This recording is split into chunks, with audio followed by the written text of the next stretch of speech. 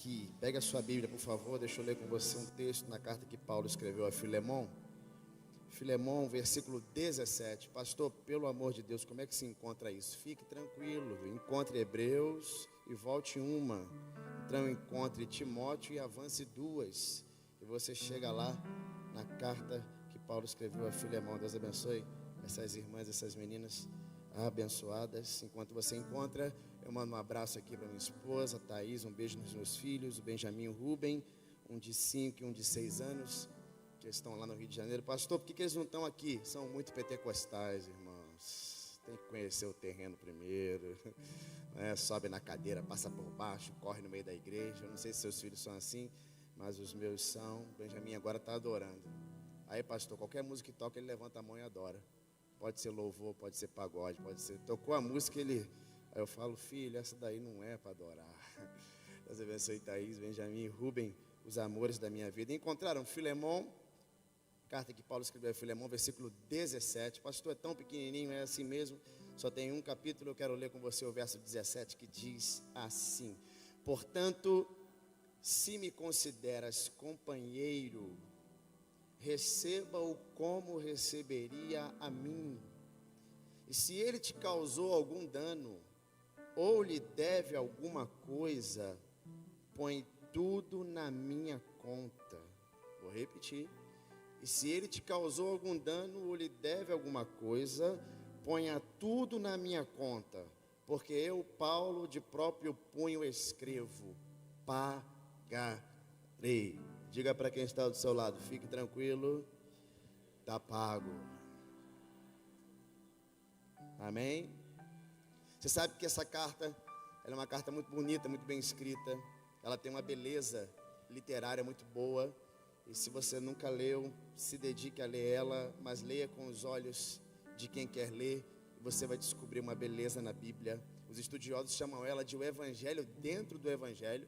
E tem algumas pessoas que fazem até um trocadilho com o nome, chamando Filemon de o filé mignon da Bíblia, porque ela é uma parte muito nobre dentro de outras partes que também são nobres. E a carta é muito simples, muito simples. Ela só tem 3 personagens: um escravo, um senhor e um amigo. Você pode repetir isso comigo? Um escravo, um senhor e um amigo.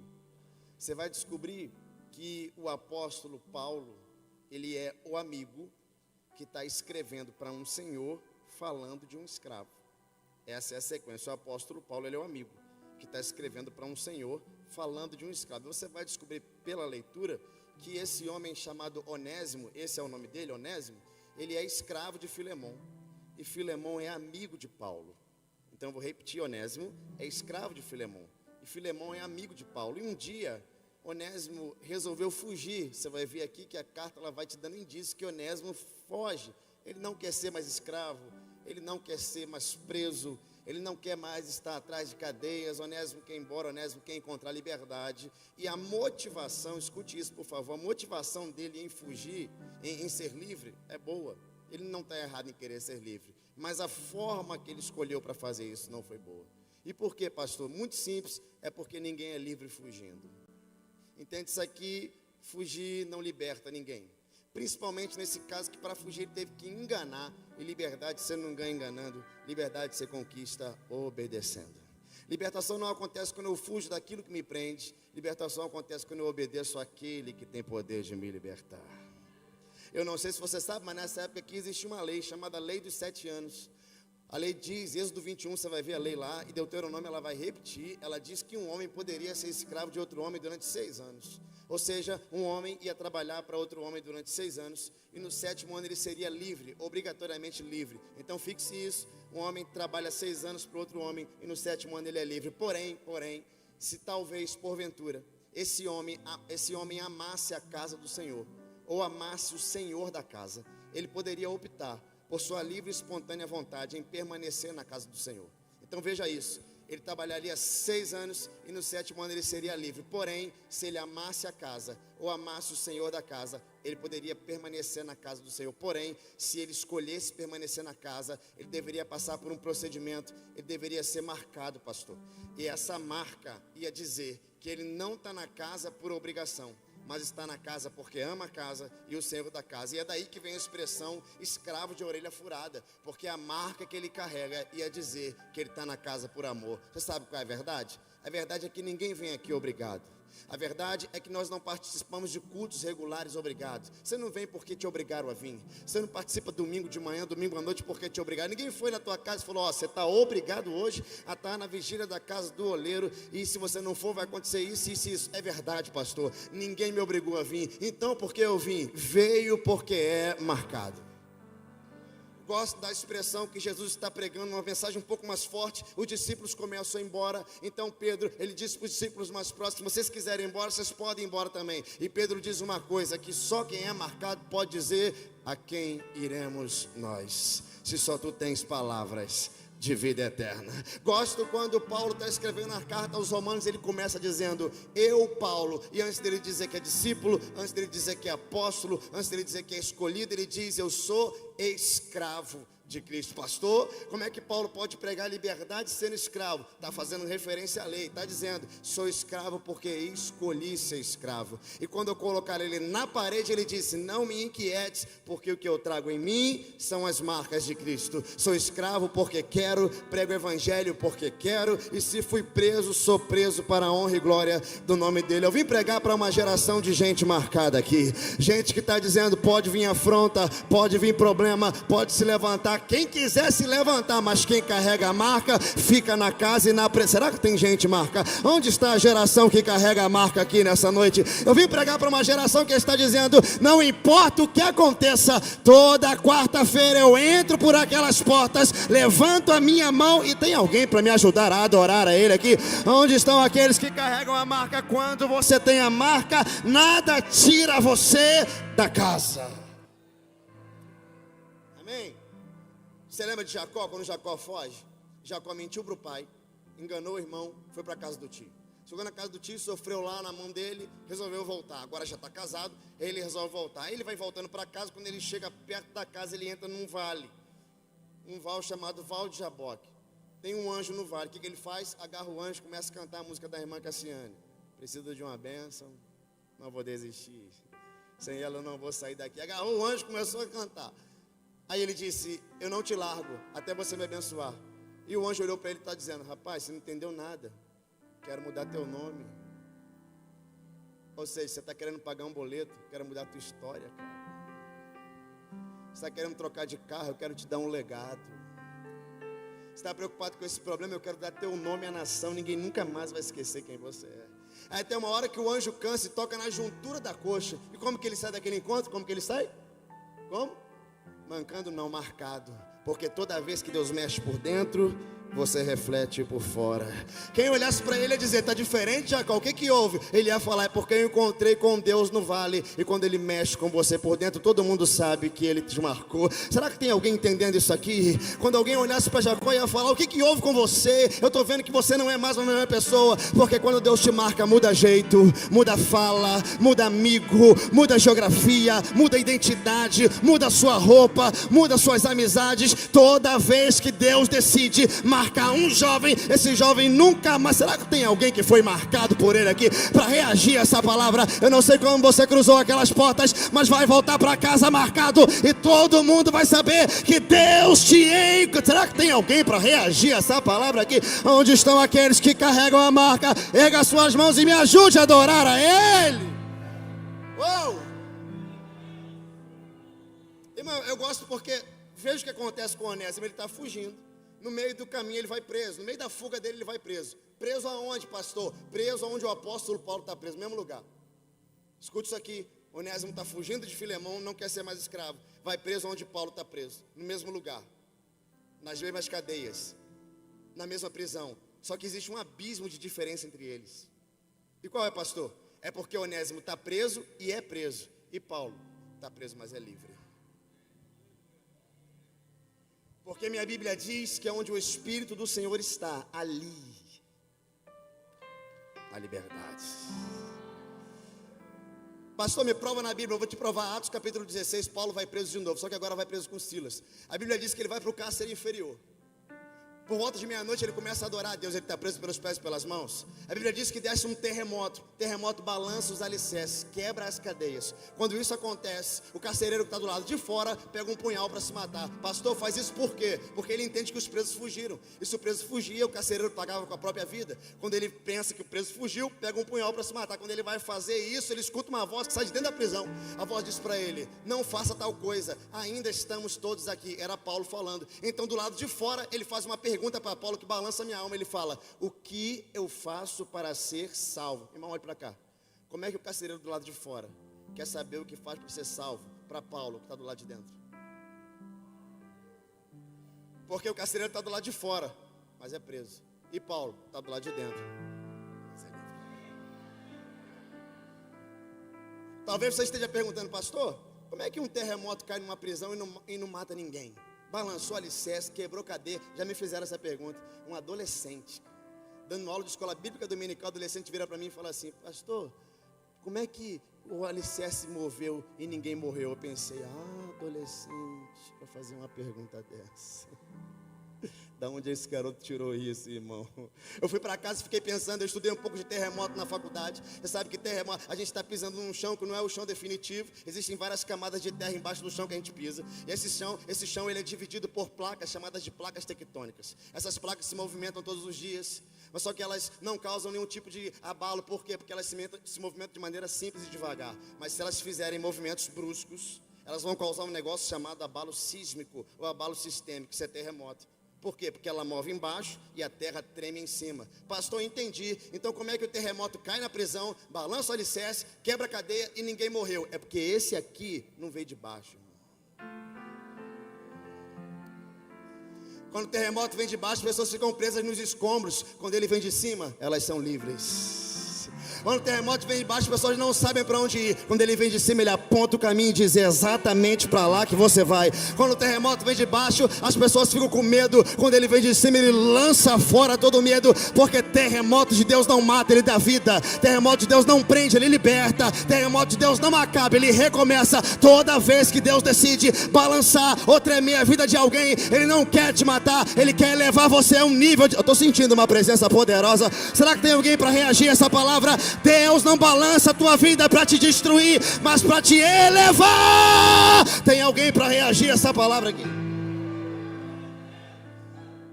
Você consegue entender que o cara está preso no mesmo lugar? Olha que trajetória que Onésimo faz. Ele foge porque não quer ser escravo. Então ele foge. No meio do caminho ele vai preso. E dentro da prisão ele descobre a verdadeira liberdade. Pastor, Onésimo foge para não ser escravo de Filemão e acaba se tornando escravo de Cristo. Porque nossa liberdade não está ligada aos lugares que nós andamos, mas ao Senhor que nós servimos. Porque minha Bíblia diz que se o Filho do Homem vos libertar, verdadeiramente sereis. Você nunca parou para pensar nesse versículo? Já fiquei agarrado nele uns 2 meses. Porque se você tirar a palavra verdadeiramente, ele não muda o sentido. Se o Filho do Homem vos libertar, você é livre. Ok, mas tem lá verdadeiramente. Por quê, pastor? É porque tem gente que acha que é livre, mas é presa.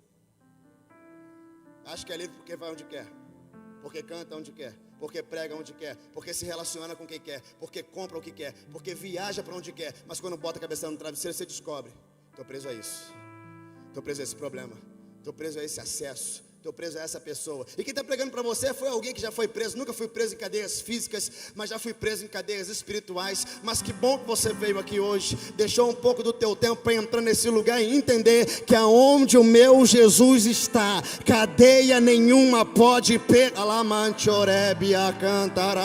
Será que tem alguém entendendo que nenhuma cadeia vai permanecer na sua vida? Porque quando Deus entra, cai cadeia, cai problema. Aquilo que te prende não te prende mais. Aonde o Espírito Santo opera, nada consegue te prender. Tem alguém para reagir a essa palavra? Ei, eu vim pregar para uma geração verdadeiramente livre.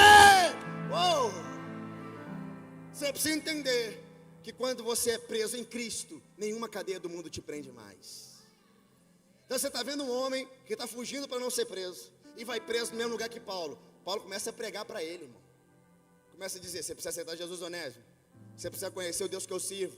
Você precisa conhecer a liberdade. Onésimo aceita Jesus. Provavelmente confessou e disse: olha, eu sou escravo, cara. E Paulo muito mais inteligente, inspirado, diz assim: e eu conheço o teu Senhor. Tu serve a um Senhor que é meu amigo. Filemão, eu vou escrever uma carta aqui para te respaldar. E ele começa a escrever a carta de Filemão. Ele começa a dizer: ô Filemão, recebe Onésimo aí, filho que eu gerei nas minhas prisões. Olha para cá, por favor. O cara está preso, amarrado, mas está gerando. Irmão, ele está atrás de cada... Você precisa entender. Eu vou dizer isso aqui para quem tem ministério. Deus me inspirou aqui. Não tem cadeia humana que possa impedir a gestação do ministério de alguém. Quando o céu decide gerar algo em alguém na terra, ninguém consegue parar aquilo que o céu gerou. Pode se levantar quem quiser se levantar, mas o que Deus coloca em você vai ter que nascer, vai ter que dar fruto, porque não é gerado por homens. Você vai ver um homem que está sendo gerado por Paulo através de Jesus. E olha isso aqui, o cara você precisa aprender a gerar, irmão. Você não sabe como é que funciona, não? Começa com palavra negativa. Não receba palavra negativa. Não recebo, não, pastor. Vem uns caras na minha direção, às vezes com cara de mal. Diz assim, ó: você vai atravessar um grande deserto. Na minha cabeça eu digo: está repreendido. Teve um que falou que me vinha com uma mala, um terno, um deserto que não acabava mais. Eu falei: o quê? Só se for na tua vida. Pastor, o senhor não recebe palavra negativa, não? Não. O senhor não atravessa deserto, não? Existe diferença de deserto, viu? Deserto que Deus te leva e deserto que você mesmo entra. Deserto que Deus te leva é aquele que o anjo aparece, você aprende a vencer tentação. E deserto que você entra, tem que sair sozinho. Eu só recebo palavra boa. Teve um varão que falou assim para mim: você vai viajar. No outro dia eu comprei uma mala, irmão. Minha esposa falou: vai para onde, Miguel? Eu falei: não sei, ele não disse. Mas eu selei aquela palavra. Eu só recebo palavra boa. Teve um dia, eu tenho 2 filhos, pastor. Meu filho mais velho é autista. Quando eu peguei o diagnóstico dele, eu levei para casa. Eu falei: caramba, Benjamin é autista. Falei com algumas pessoas, tinha uma pessoa muito próxima de mim. Eu falei para ela assim: Benjamin é autista. Ela virou para mim e falou assim: que pena, porque agora ele vai ser dependente de você a vida inteira. Quando a palavra dela veio, a outra voltou. E eu falei: mentira! Ele vai crescer, vai ter filhos, vai ter ministérios, ele vai dar fruto, ele vai dar certo, ele vai casar, ele vai ter família. Porque palavras contrárias não são mais poderosas do que palavras proféticas. Será que tem alguém aqui que carrega uma palavra profética para liberar sobre a tua vida? A tua casa vai dar certo, seu ministério vai dar certo, você vai acontecer, as coisas vão dar certo, as trevas não vão te consumir, porque quem carrega uma palavra profética está gerando milagres para... Tem alguém para reagir a essa palavra? Onde estão aqueles que estão carregando uma palavra profética e nada pode parar quem está gerando?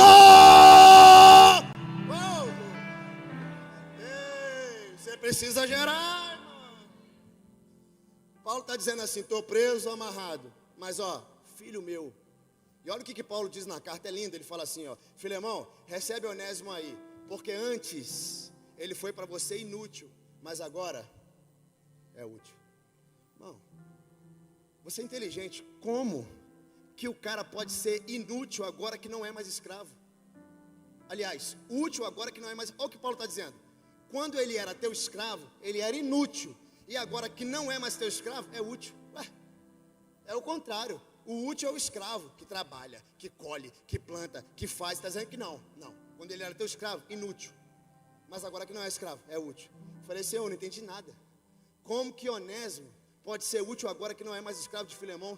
E Deus falou: presta atenção, Miguel. A única coisa que Filemão ia ter de Onésimo é força física.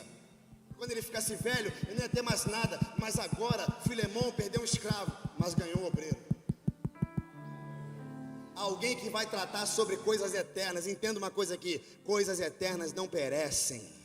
O que essa menina estava cantando aqui no início do culto, falando dos lugares celestiais, aquilo são coisas eternas. Coisas eternas não perecem. É por isso que Deus plantou no coração do homem a eternidade. Ou seja, você tem saudade de um lugar que você nunca foi, porque dentro de... Eu estou sentindo uma presença poderosa aqui. Dentro de você existe algo que foi colocado por Deus, e é por isso que você quer ir para lá. Paulo está ensinando um princípio poderoso aqui. Qual é, pastor? Tem coisas que você perde temporariamente para não perder eternamente. Sabe aquilo que saiu da sua mão e você falou: perdi? Se foi para o reino, não perdeu, se é meu. Porque no reino você não perde, no reino você semeia. Os projetos que você deixou no mundo para estar no reino, as coisas que você deixou hoje para estar aqui, os sonhos que você tinha, falou, eu nego tudo para trabalhar para Ele. Isso não é perda, isso é semeadura. Se prepare, eu sirvo a um Deus que paga e paga bem. Nós temos algumas igrejas lá no Rio. 16 dessas igrejas, pastor César, elas são na comunidade. Eu vou em todas elas. Vamos estar lá. Aí alguns meses atrás eu fui em uma delas. Pensa numa igreja que não vai nem o carro, irmão. Se alguém estiver no Rio, me liga que eu levo você lá. Se você não tiver medo. Não vai nem carro. Tu para o carro, vai andando a pé. Eu subi uns 80 degraus.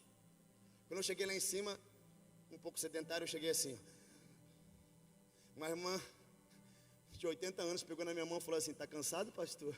Eu falei, irmã, como é que a senhora chegou aqui tão rápido? Ela falou, eu subi isso aqui há 30 anos. Pastor, recebi um obreiro desse tamanho, me recebeu. A mão dele era gigante, ele apertou minha mão, parecia que ele apertou meu braço inteiro. Apertou minha mão e falou, paz do Senhor, pastor. Eu falei, paz, amigo. Tudo bem? Ele falou, pastor não chegou ainda, toma um café comigo? Eu falei, tomo. Quando eu sentei para tomar um café com ele, ele falou assim, o senhor sabia que eu já fui preso? Eu falei assim, uma boa informação para você me dar aqui em cima, viu? Estou muito confortável sabendo disso, que você é ex-presidiário. E aí, como eu estava lá já, eu falei assim, vou pagar para ver. Eu falei, foi preso por quê, amigo? Ele falou assim, eu era líder de torcida de futebol, pastor. Eu tinha 120 homens na minha torcida. Um dia, num jogo no Maracanã, minha torcida brigou com uma outra torcida, morreu um cara. Botaram a culpa em mim, pastor, não estava nem lá.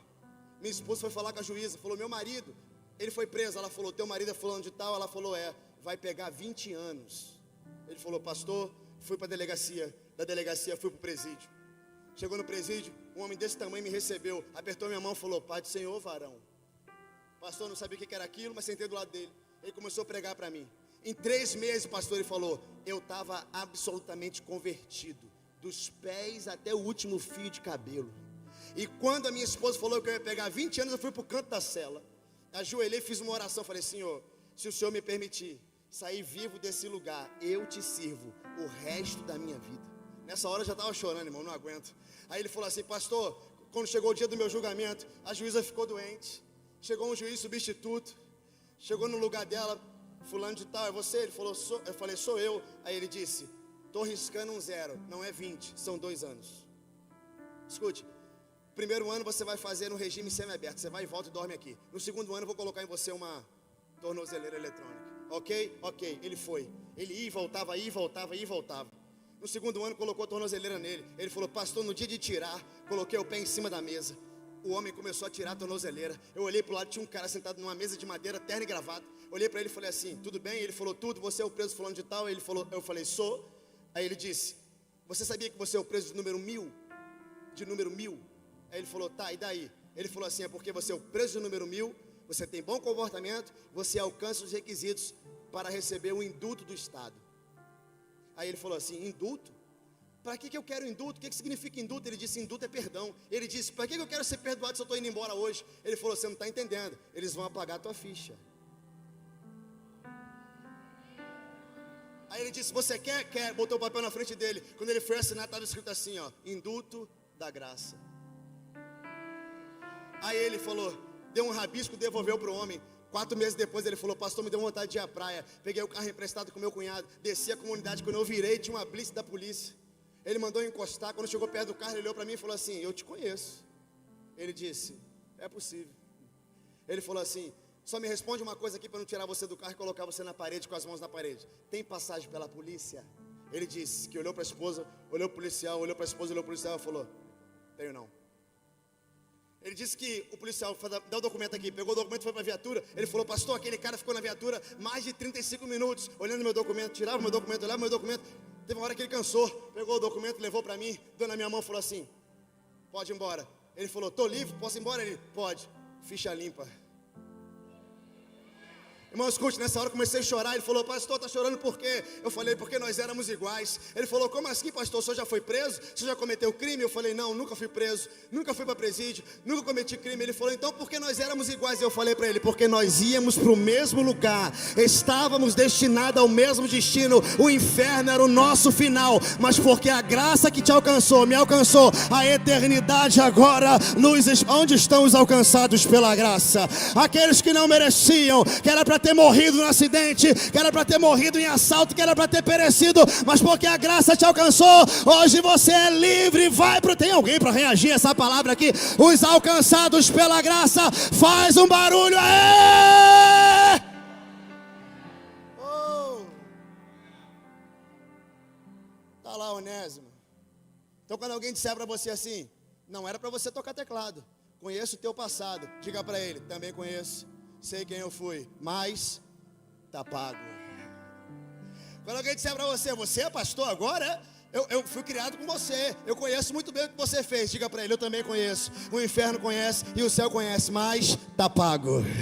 Quando alguém disser: você não merecia estar aqui, não era para você ser pregador, eu conheço, eu sei o que você andou fazendo, diga para ele: eu também sei, mas a cédula que era de acusação contra mim, ele pregou na cruz do Calvário, rasgou de alta a baixa e está dizendo: bota na minha conta, porque eu pago. Será que tem alguém para reagir a essa palavra? Cadê o louvor? Cadê a bateria? Vai, meu filho, entra aí. Onde estão aqueles que pegam essa palavra profética? Você é lavado, remido, perdoado. Ninguém pode te acusar de nada. Não tem diferença entre eu, você e Onésimo. Não existe. Onésimo estava fugindo de Filemão, nós fugimos de Deus. Onésimo não tinha com quem pagar, nós também não temos. Paulo pagou o preço por ele, Jesus pagou por nós. Onésimo virou filho de Paulo, nós nos tornamos corpo de Cristo. Você, eu e Onésimo fomos alcançados pela mesma graça e temos direito ao mesmo céu. Por isso que eu gosto da parábola do bom samaritano. Já estou terminando. A parábola do bom samaritano diz que um homem, escute isso aqui, pessoal, descia de Jerusalém para Jericó. Jerusalém é lugar da bênção, Jericó é lugar da maldição, do comércio, da corrupção. Ele está descendo. Quando ele vai descendo, ele sofre um assalto. Batem nele, tiram a roupa dele, deixam ele como morto. Ele, pelo mesmo caminho, diz que descia um levita, que olhou para ele e foi embora. Depois desce um sacerdote, que olhou para ele e foi embora. Mas o texto muda e diz que ia de viagem um samaritano. Ele resolveu parar para ajudar. Pastor, por que ele parou? Parou porque está subindo, irmão. Porque está subindo, deixa ninguém no meio do caminho. Sempre para. Ele tem azeite, tem vinho. Ele vai usar em quem, pastor? Eu não sei se ele está levando para vender, se ele está levando para ele mesmo ou está levando para alguém. Eu sei que agora ele estava usando em alguém que ele não conhecia. Porque se for para ficar vazio, para ver alguém levantar, vale a pena. Aí ele pega o cara e bota na cavalgadura dele. Cavalgadura aqui é uma mula só cabe uma pessoa. Está disposto a você ir a pé andando para alguém ir montado, levantando na vida? Aí ele pega o cara, leva para a estalagem. Chega na estalagem, ele paga a diária e fala assim: ó, se ele deve mais alguma coisa, quando eu voltar eu pago o resto. Percebeu que isso aqui é escatológico, não? Não, pastor, como assim? É porque esse homem que está fugindo, ele é como nós, ele é como um homem no mundo. O mundo faz isso com você, ele te bate, ele te espanca, ele te deixa como morto, você fica andando como zumbi por aí. Aí passa a religião, olha para você, não consegue te ajudar.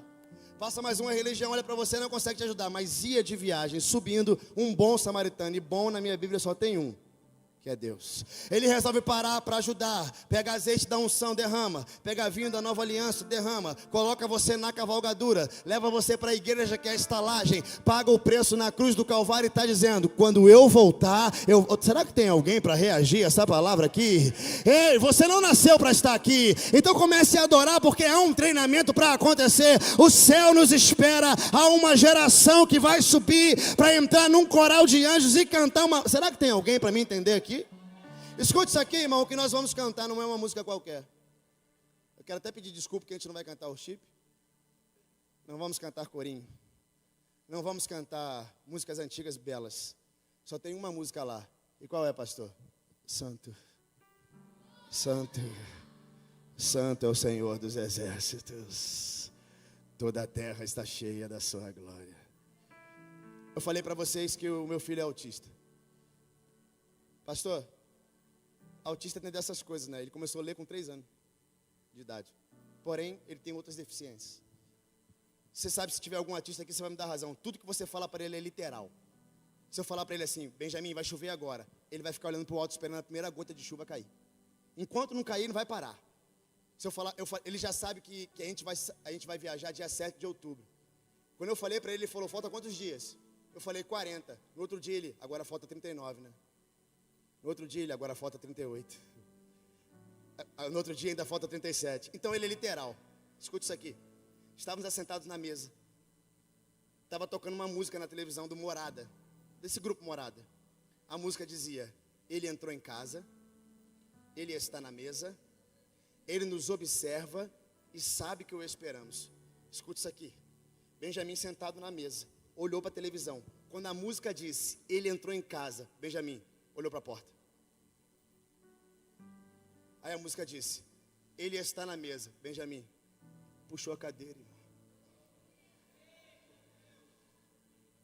Aí a música disse, ele nos observa, o garoto levantou e ajeitar a roupa.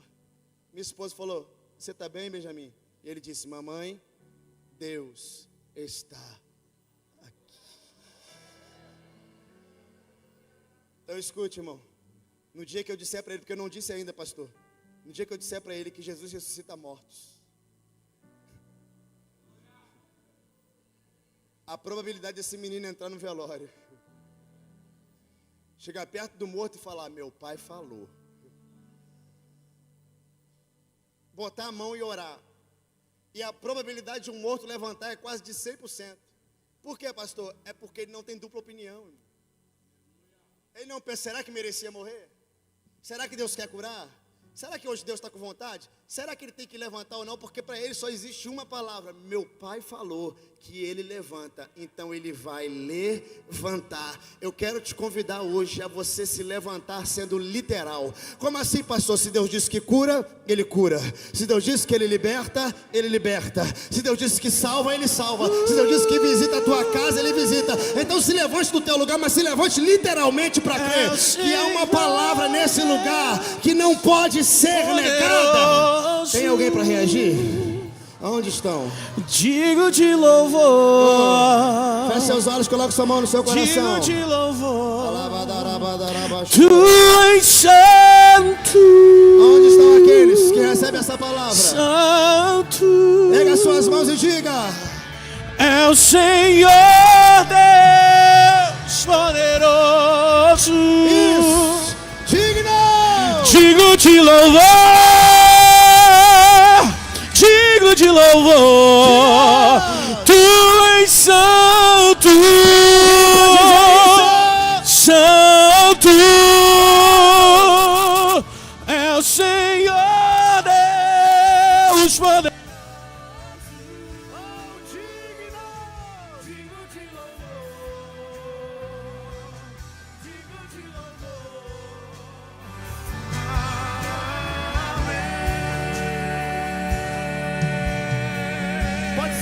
Pode ser a morte venceste, o véu rompesse, pode ser? Vamos. Feche seus olhos aí. Já entra nessa parte. Feche seus olhos aí. Eu estou sentindo uma presença poderosa. Eu tenho uma palavra profética para a sua vida. A morte não pode te parar. Os teus problemas não podem te reter. Você carrega algo poderoso. Tem alguém para reagir a essa palavra? Aonde estão aqueles que acreditam? Ele venceu a morte, vive para sempre.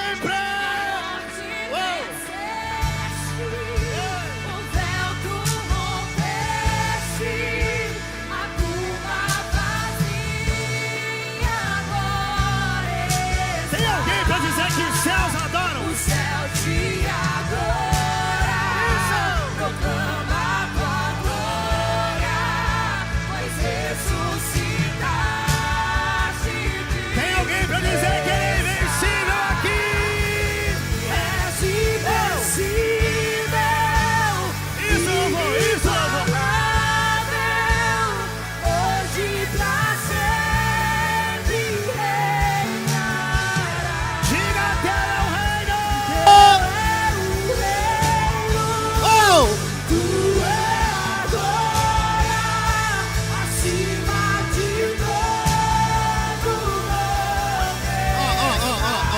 escuta aqui. Eu preciso de 100% da entrega de vocês. A Bíblia diz que um dia Josafá estava com problema. E aí perguntaram para ele, como é que se vence essa guerra? Ele falou, chama um profeta.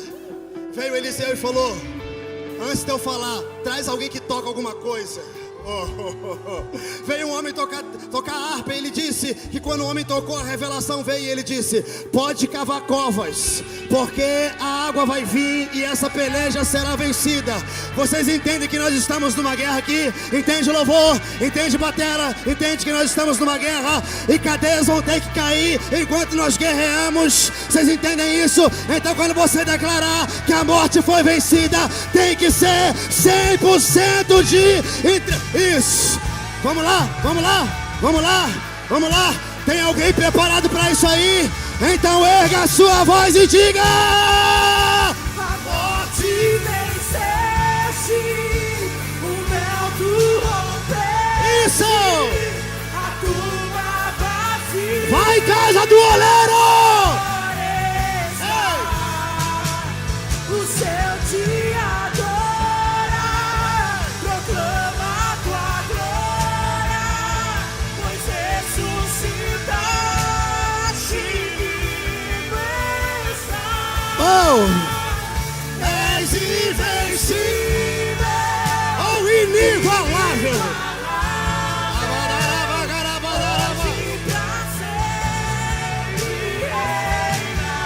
Diga, teu é o reino, Senhor!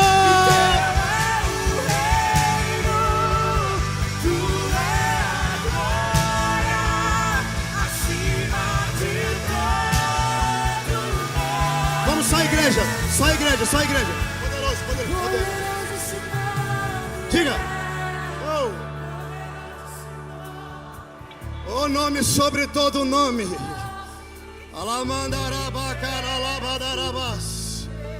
Porque Deus o exaltou. Ele deu um nome que está acima de todo nome. E o seu nome será Conselheiro, Deus Forte, Pai da Eternidade, Príncipe da Paz. É o nosso Deus que tem cabelos brancos como a neve, olhos como chama de fogo, pés como latão reluzente, voz como o som de muitas águas, e virá sentado num cavalo branco, e na sua coxa está escrito Rei dos Reis e Senhor. Maior que tudo é, poderoso esse nome de Jesus. Você pode sentir a presença dele aqui? Escute, eu não sei como você entrou por essas portas, aí em cima, aqui embaixo, aí atrás, mas quem sabe Deus não trouxe você aqui para mudar a tua história hoje. Talvez você esteja afastado ou desviado dos caminhos do Senhor, ou quem sabe você nunca fez isso. Pastor, nunca aceitei o Senhor Jesus. Eu venho aqui, eu gosto da igreja, mas eu nunca fiz isso. Que bom, chegou o dia de você fazer. Se você precisa voltar para casa hoje, meu filho, ei, minha irmã, ouviu essa palavra, queimou no seu coração, peça licença de onde você está, saia daí, venha para cá, nós vamos orar por você. Vai acontecer o que, pastor? Deus vai escrever o teu nome no livro da vida. Tem alguém para voltar para casa hoje aqui? Sai do seu lugar, nós vamos orar por você. Deus vai mudar a tua história. Aonde está você que estava afastado, desviado dos caminhos do Senhor? Isso, minha filha, venha. Tem mais alguém? Oh, Espírito Santo, onde está você que precisa voltar para Jesus? A gente está no Setembro Amarelo, mês de combate a suicídio. Meu pai se matou quando eu tinha 4 anos de idade em casa. Dei um tiro na cabeça. Cresci com medo, cresci com tendências suicidas. Nunca tentei me matar, mas quando eu vi um prédio alto eu pensava, como é que se pula daqui? Até o dia que eu entrei naquela igreja batista com 30 membros. Começaram a cantar em espírito e em verdade. Que música terrível. Eu perguntei, por que eu tenho que aceitar o Senhor Jesus? E a música me respondeu, para te adorar, ó Rei dos Reis, foi que eu nasci. Irmão, eu comecei a chorar, meu filho, venha. Eu comecei a chorar. Levantei a mão, pastor Henrique.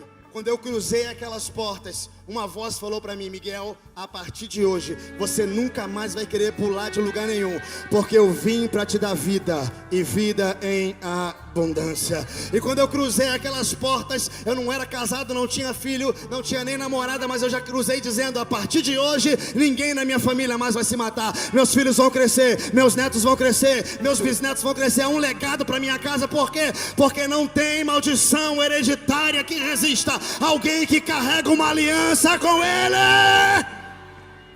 Então, se você precisa fazer o que esses três guerreiros de Deus estão fazendo, sai do seu lugar. Através de você, a tua casa pode mudar. Venha, minha filha, é isso. Através de você, a tua família pode mudar. Há um legado de Deus para a sua casa. Cadê você? Está faltando gente. Aonde você está? Eu já vou passar para o pastor orar, mas não saia daqui sem Jesus, por favor. Não faça isso. Porque não adianta entrar num ambiente profético se você não carrega o profético em você. Porque você vai entrar, vai pular, vai marchar, e quando você sair da rua, você é a mesma pessoa que você era quando entrou, porque você não carregou o que está aqui contigo. Não tem como receber palavra profética e não carregar aquele que realiza a profecia. Então, se você precisa fazer isso hoje, se tiver mais alguém para fazer isso, saia do seu lugar e volte para Jesus. Tem alguém aí em cima? Tem alguém aí atrás? Cadê? Vou te dar mais 1 minuto para você fazer isso. Cadê você? Vença. Vença essa luta. Vença esse medo. Vença esses conflitos. Volte para Jesus. Cadê você? Tá faltando gente. Venha, quando você vir a gente ora. Mas não vá para casa sem Deus. Não vá para casa sem Jesus. Isso, minha irmã, venha. Espírito Santo. Tá faltando um jovem para fazer isso? Um homem, cadê você? Volte, meu filho. Volte, minha irmã. Tem mais alguém pra gente orar? Já vou passar pro pastor. Aonde você está? Você que trouxe ele ou ela, fala com ele, é contigo. Eu vou lá com você. Isso. Eu vou lá com você. A gente volta junto. Cadê você? Tem mais alguém? Isso, venha. Ô Espírito Santo. Isso, volte pra casa. Irmão, escute uma coisa aqui. A gente não faz vigília só pra pular. A gente faz vigília só para ouvir palavra boa. Se a casa do olheiro existe, é para desfalcar o inferno e encher o céu de gente. Nós estamos aqui para salvar vidas. E isso é mais importante do que qualquer outra coisa. É por isso que a igreja existe. É por isso que Jesus morreu. Então cadê você? Tem mais alguém para a gente orar? Eu vou te dar mais meio minuto. Você consegue. Se você chegou até aqui, você consegue. Você que precisa voltar para Jesus. Cadê você? Tem mais alguém? Tem certeza? Vou passar para o pastor. Cadê? Ainda tem mais alguém? Não. Pastor, por que o senhor insiste? É porque eu acredito que você consegue. Porque isso aqui não é brincadeira. É vida ou morte, irmão. E é você que escolhe se você quer viver eternamente ou você quer ser condenado. A gente não está brincando de evangelho aqui. Cadê você? Está faltando uma pessoa. Venha que nós oramos. Aonde você está? Pastor, se o senhor falar mais uma vez eu vou. Eu falo mais uma vez. Venha para Jesus. Tem mais alguém? Não tem? Tem certeza? Tem certeza? Vou passar para o pastor. Enquanto ele estiver orando, você pode vir. Isso, meu filho. Eu sabia que você ia conseguir. Eu sabia. E Satanás que se rasgue, porque o céu está em festa aqui. Tem alguém para adorar? Oh!